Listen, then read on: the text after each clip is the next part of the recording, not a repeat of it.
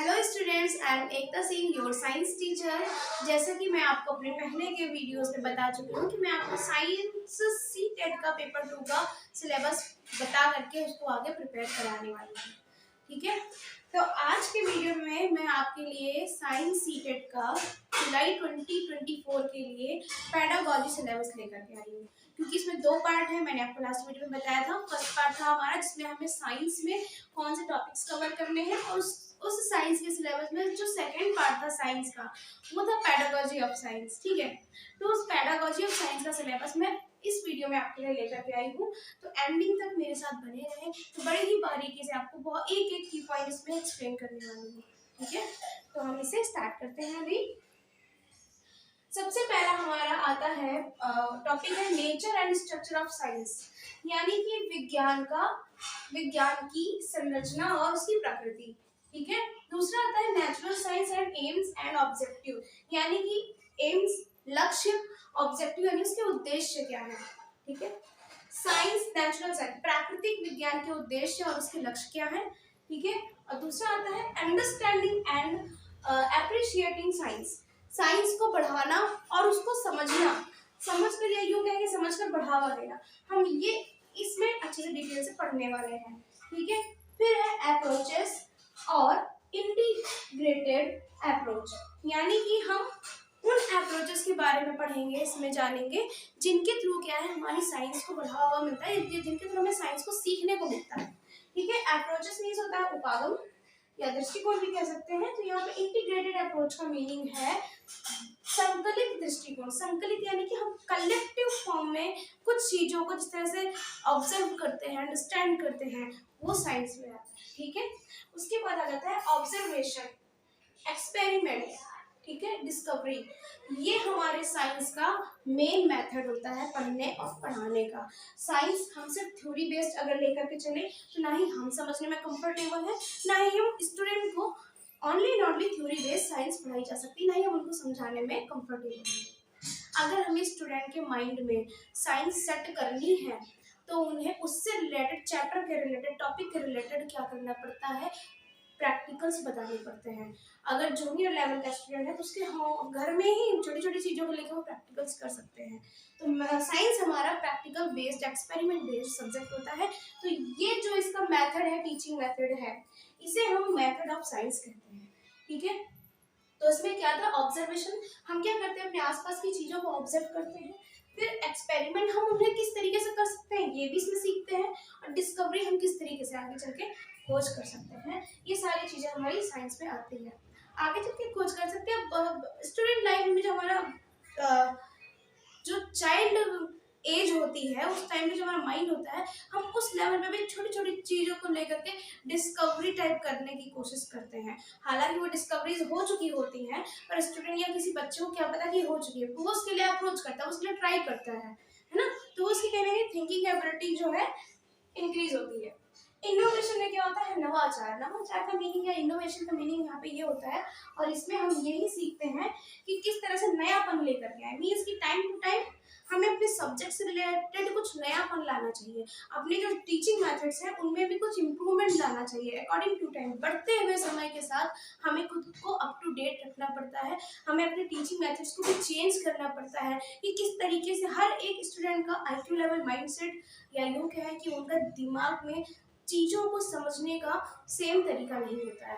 ठीक है, तो हम हर एक स्टूडेंट को समझ में आए। क्लास में बच्चा बैठा हर एक का माइंड एक जैसा नहीं होता है, हमें सबके अकॉर्डिंग पढ़ाना होता है। टीचिंग मेथड ऐसा सिलेक्ट करना पड़ता है कि उन्हें उतने ही से पूरा अच्छे से समझ आ जाए। तो ये हम इसमें डिस्कस करेंगे और इससे रिलेटेड क्वेश्चंस भी देखेंगे। उसके बाद आता है इवेल्युएशन।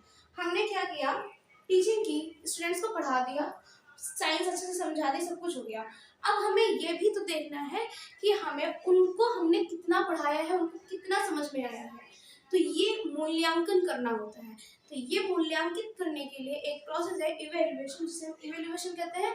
इवेल्युएशन को हिंदी में हम मूल्यांकन कहते हैं। मैं यहाँ पर लिख दे रही हूँ छोटा सा, इवेल्युएशन को हम हिंदी में मूल्यांकन कहते हैं। यानी कि ये देखना कि स्टूडेंट को कितना समझ आया और उसको कहाँ प्रॉब्लम आ रही है। अगर नहीं समझ आया तो कहाँ प्रॉब्लम आ रही है, वो उसको क्या दिक्कत आ रही है, वो ऑब्जर्व करके ठीक है, सॉल्यूशन करना कि उसकी प्रॉब्लम का क्या सॉल्यूशन हो सकता है और उसको वो पर्टिकुलर टॉपिक जिसमें उसको प्रॉब्लम है वो उसको किस तरह से समझ सकता है।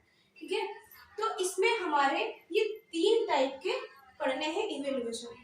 पहला कॉग्निटिव, जिसे हम संज्ञानात्मक इवेल्युएशन कहते हैं, मूल्यांकन कहते हैं, सॉरी। दूसरा है साइकोमोटर, मनोप्रेरणा, ठीक है, जिसे हम इसमें क्या करते हैं, संज्ञानात्मक में क्या है कि बच्चों के पास जो है नॉलेज कितनी गई, पहली बात तो तुमने कितना अच्छा समझाया, ये मूल्यांकन में समझ में आ गया, तो ये संज्ञानात्मक हो गया।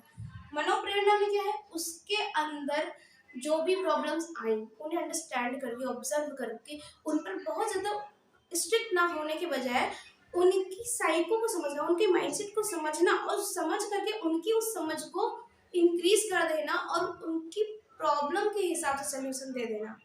ठीक है, ये मनोप्रेरणा हुआ। उससे क्या होता है ना, बच्चा अंदर से प्रेरित हो रहा होता है, उसके अंदर जागरूकता होती है, वाह टीचर ने मुझे बहुत अच्छे से बता दिया, मैं इसे जरूर करूंगा, पता है, ऐसा होता है।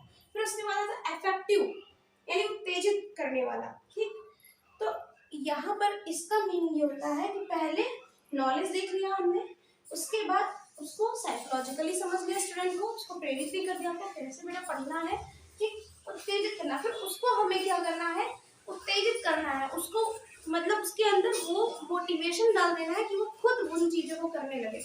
ठीक है, पढ़ाई पे फोकस करें। नेक्स्ट हमारा आता है रेमेडियल टीचिंग, जिसे हम उपचारात्मक शिक्षण कहते हैं। इन इवेल्युएशंस मेथड्स के बाद में कॉग्निटिव, साइकोमोटर और अफेक्टिव के बाद में हमारा लास्ट स्टेप आता है रेमेडियल टीचिंग। रेमेडियल टीचिंग में क्या होता है कि इन मूल्यांकन के थ्रू या इन सभी इवेल्युएशंस के थ्रू जो स्टूडेंट्स में प्रॉब्लम्स हमें देखने को मिलती है कि इन्हें कोई टॉपिक नहीं समझ में आया है, मूल्यांकन में क्या कमी रहेगी, इसके इस टेस्ट में नंबर क्यों कम आए हैं, बच्चा क्यों ओरल में हमें कम बता पा रहा है, ऐसा क्या हुआ हमारे कंटेंट में जो हमने सही तरह से प्रोवाइड उनको एक्सप्लेन नहीं कर पाए, जो उन्हें समझ नहीं आया। तो इन चीज़ों को देखने के बाद जो प्रॉब्लम्स हमारे सामने आएंगी, उन प्रॉब्लम्स को सुधार करके स्टूडेंट को ट्रीट करना सही तरह से, उन्हें फिर से उस कंटेंट को एक्सप्लेन करने के बाद उनको बढ़ावा देना, समझाना कि आप इसको किस तरह से पढ़ के अपने आप को इम्प्रूव कर सकते हो। तो इस चीज को हम उपचारात्मक टीचिंग कहते हैं। ठीक है, उसको वो इम्प्रूव कराने के बाद एक बढ़िया रिजल्ट तक लेकर के जाना, ये हमारा उपचारात्मक शिक्षण होता है। ठीक है, तो ये जो भी टॉपिक्स हैं हमारे, इनसे रिलेटेड जो भी क्वेश्चंस बनते हैं, ठीक है। हाँ, एक चीज, सॉरी फॉर दैट, कि मैंने मार्किंग फर्स्ट वाली वीडियो में मैं बताना भूल गई थी, और इसलिए भी मैंने स्टार्टिंग में नहीं बताया, मैंने सोचा था कि मैं बताऊंगी पर मैं भूल गई। कोई नहीं, मैं अभी आपको एक्सप्लेन कर देती हूँ कि जो मैथ्स और साइंस का ग्रुप है हमारा सीटेड पेपर ग्रुप में, एक है हमारा ग्रुप है मैथमेटिक्स एंड साइंस। ठीक है, इस ग्रुप में दोनों के ही 60 मार्क्स के क्वेश्चंस आते हैं। ठीक है, 60 क्वेश्चंस और 60 मार्क्स के क्वेश्चंस। ठीक है, 60 मार्क्स के क्वेश्चन।